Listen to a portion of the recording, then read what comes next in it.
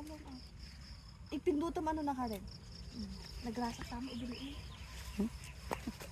Dili mo. Oo. So, magpikit po tayo ng pechay. Kailang mag-itom na din nadaktil si bulbulong na. Yung ganito.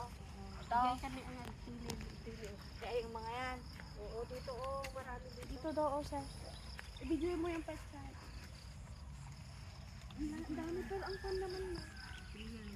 Iwanin mo dito. Sa daanan yung anak. Kasi mapagbanot na ako, italing.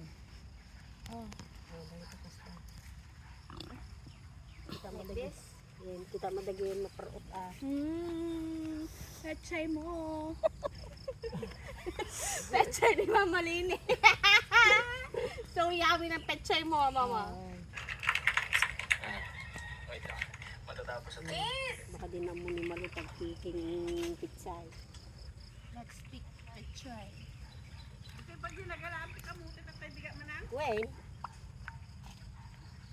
Nyata nga na kung sama, papait sama. Awan ko pa. Pero yung pechay ni Mama Lini, puro may butas-butas.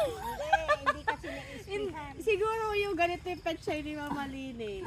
Butas. Hindi na Hindi na fresh. Tama na. Huwag mo na akong videoin. Siya na lang si Mama. Tapos videoin mo daw yung ganyan.